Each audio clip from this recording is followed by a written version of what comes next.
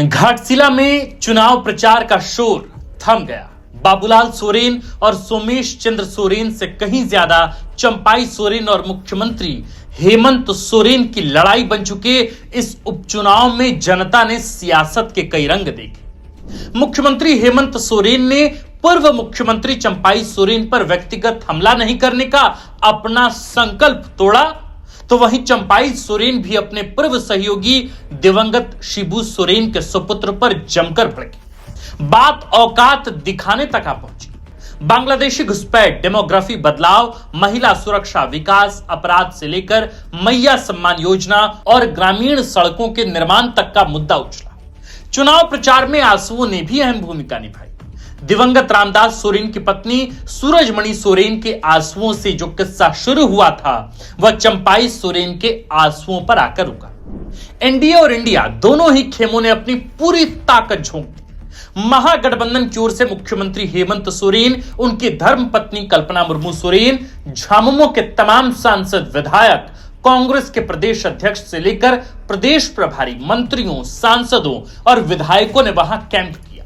दूसरी ओर एनडीए की तरफ से बाबूलाल मरांडी, रघुवर दास, अर्जुन मुंडा, चंपाई सोरेन जैसे प्रदेश के पूर्व मुख्यमंत्रियों के अलावा असम, उड़ीसा के मुख्यमंत्री और बंगाल के दिग्गज बीजेपी नेताओं ने मोर्चा संभाला।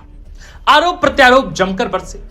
अब प्रचार का शोर थम चुका है और कल घाटशिला की जनता उम्मीदवारों की किस्मत ईवीएम में कैद कर देगी। सवाल है कि चुनाव में जीत या हार का झारखंड मुक्ति मोर्चा और भाजपा पर क्या असर होगा। झारखंड मुक्ति मोर्चा के लिए घाटशिला उपचुनाव में जीत या हार के आखिर क्या मायने हैं, इस सवाल से खबर की शुरुआत करते हैं। लेकिन इससे पहले कि इस वीडियो की शुरुआत हो, हमारा नमस्कार, प्रणाम और जोहार स्वीकार कीजिए। हमारा नाम आकाश आनंद है और आप देखना शुरू कर चुके हैं thefourthpillar.live। गौरतलब है कि घाटशिला में उपचुनाव पूर्व मंत्री रामदास सोरेन के निधन से हो रहा है। रामदास सोरेन झारखंड मुक्ति मोर्चा के 34वें विधायक थे। उनके निधन से झारखंड मुक्ति मोर्चा का एक विधायक कम हुआ। सबसे जरूरी बात तो यही है कि यदि झामुमो का प्रत्याशी घाटशिला से विजयी होता है तो पार्टी यहां बतौर विधायक वे अपने नुकसान की भरपाई कर लेगी और विधायकों की उसकी संख्या यथावत बनी रहेगी। हालांकि घाटशिला का उपचुनाव झामुमो के लिए सीटों के नुकसान की भरपाई से कहीं ज्यादा मुद्दों और नैरेटिव से जुड़ा हुआ है।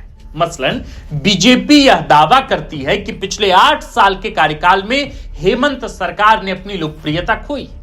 मैया सम्मान योजना का जनमत पर असर काफी कम हो चुका है और इस महागठबंधन सरकार ने पिछले 8-10 महीने में ऐसा कोई काम नहीं किया जिसको उपलब्धि कह सके। यदि आपने घाटशिला में झामुमो के चुनाव प्रचार अभियान पर गौर किया होगा तो पाएंगे कि सीएम हेमंत सोरेन और गांडे विधायक कल्पना मुर्मू सोरेन ने पूरे अभियान में खास तौर पर मैया सम्मान योजना को अपनी उपलब्धि के रूप में रेखांकित किया। कल्पना मुर्मू सोरेन बारंबार चुनावी मंच से यही कहती रही कि मैया सम्मान योजना के जरिए मुख्यमंत्री ने राज्य की 50 लाख से ज्यादा महिलाओं को सशक्त बनाया। मुख्यमंत्री भी मैया सम्मान योजना को अपनी प्रमुख उपलब्धि के रूप में गिनाते रहे। इसी बीच मैया सम्मान योजना के लाभार्थियों की रकम भेजी जा रही, लेकिन आरोप यह लग रहा है या लगता है कि मैया योजना का लाभ उतनी महिलाओं को नहीं दिया जा रहा जितने का दावा किया जाता है। बीजेपी अभी आरोप लगाती है कि मैया योजना की वजह से सामाजिक सुरक्षा पेंशन योजना के तहत वृद्ध, विधवा और दिव्यांग लाभार्थियों को महीनों से राशि नहीं दी गई। ई कल्याण के तहत छात्रवृत्ति पा रहे विद्यार्थियों ने भी पैसे नहीं मिलने की शिकायत की, जिनकी संख्या करीब 34 लाख है। बीजेपी अभी आरोप लगाती है कि आदिवासी कल्याण की बात कहकर सत्ता में आया झारखंड मुक्ति मोर्चा आदिवासियों को ही भूल गया, जिसके लिए बीजेपी बांग्लादेशी घुसपैठ और डेमोग्राफी बदलाव का शिगुफा छोड़ती। यदि झारखंड मुक्ति मोर्चा को घाटशिला में हार मिली तो इन तमाम आरोपों और नैरेटिव को बल मिलेगा। बीजेपी और ज्यादा हमलावर हो जाएगी कि हेमंत सरकार जनता में अपनी लोकप्रियता खो चुकी है। घाटशिला में भले ही महज एक उपचुनाव हो, लेकिन झारखंड मुक्ति मोर्चा के लिए यह लिटमस टेस्ट की तरह है। यह एक चुनाव झामुमो के लिए मौका है कि वो बीजेपी के तमाम आरोपों और विचारों को धता बता सके। झारखंड मुक्ति मोर्चा की हार इस बात की तस्दीक होगी कि बीजेपी के आरोपों में कहीं दम जरूर था। इसके ठीक उलट यदि झारखंड मुक्ति मोर्चा का प्रत्याशी यहां चुनाव जीता तो बीजेपी के तमाम आरोपों और नैरेटिव हवा हो जाएंगे। झामुमो बीजेपी के आरोपों को उसकी हताशा ही बताएगा। झामुमो इस बात को भी मजबूती से रखेगा कि मैया समान योजना बतौर उपलब्धि आज भी उनके लिए प्रासंगिक है। जीत से इस बात को बल मिलेगा कि बीजेपी अभी भी आदिवासी इलाकों में कमजोर है और आदिवासी विरोधी होने के ठप्पे को मिटा नहीं पाई। झामुमो को इस बात का नैतिक बल मिलेगा कि आदिवासियों में मुख्यमंत्री हेमंत सोरेन और कल्पना मुर्मू सोरेन का जलवा बरकरार है और झारखंड में फिलहाल वही सर्वाधिक सर्वमान्य आदिवासी नेता है।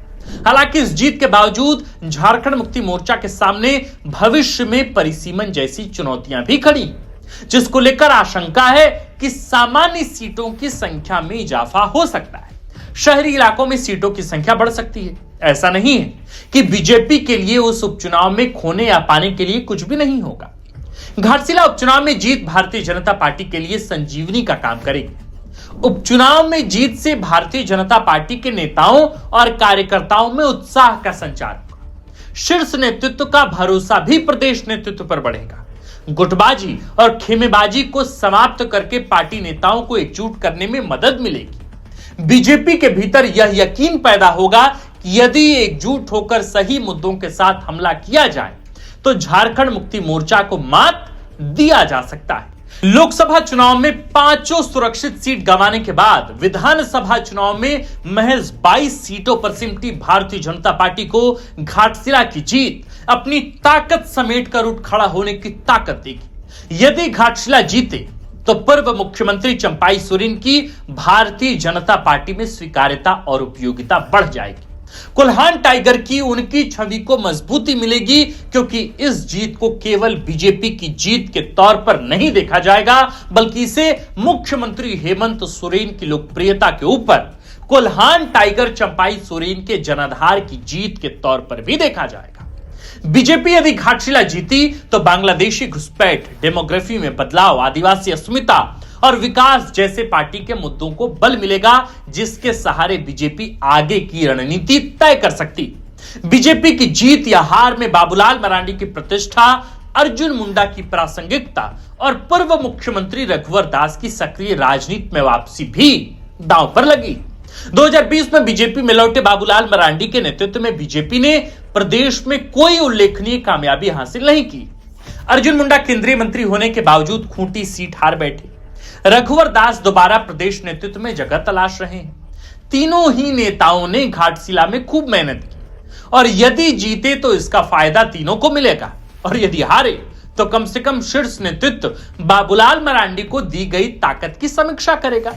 घाटशिला में केवल एक उपचुनाव नहीं हो रहा है, बल्कि यह बीजेपी और झारखंड मुक्ति मोर्चा के दिग्गजों की प्रतिष्ठा का जंग भी है। दोनों का बहुत कुछ दांव पर लगा है। मेरे प्रिय दर्शकों, जाते जाते आपसे महज 2 टूक बात कहना चाहूंगा। यह घाटशिला का उपचुनाव महज उपचुनाव नहीं है जो मधुपुर की तरह हुआ हो, या जो बेरमो की तरह हुआ हो, मांडर की तरह हुआ हो, डुमरी की तरह हुआ हो। ऐसा बिल्कुल नहीं है।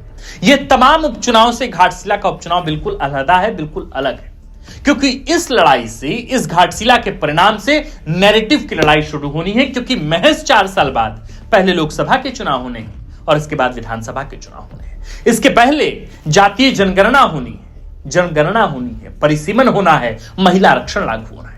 इसलिए घाटशिला के चुनाव पर बहुत सी चीजें और बहुत कुछ स्टेक पर है, बहुत कुछ दांव पर लगा है। आप इस पूरे मुद्दे पर क्या सोचते हैं? चंपाई, या यूं कहें कि बीजेपी के जीत या हार और झारखंड मुक्ति मोर्चा के जीत या हार को आप कैसे समझने की कोशिश करते हैं? इस पर आपका अपना व्यक्तिगत ओपिनियन, आपका अपना विचार क्या है? आप हमें कमेंट पे लिखकर जरूर बताएं। आप देख रहे थे द फोर्थ पिलर। हमारा नाम आकाश आनंद है, कैमरे के पीछे है विक्की, और इस कंटेंट रिसर्च और स्क्रिप्ट को लिखा है हमारे बड़े भाई और कंटेंट हेड सूरज ठाकुर ने। वीडियो को अंत तक देखने के लिए आपका बहुत बहुत शुक्रिया। वीडियो पसंद आई हो तो इसे जरा बाकी लोगों तक पहुंचाएं भी, ताकि वहां से भी हमें इनपुट मिले कि वे घाटशिला के उपचुनाव को किस नजरिए से होकर देखते हैं। बाकी देखते रहिए द फोर्थ पिलर। शुक्रिया।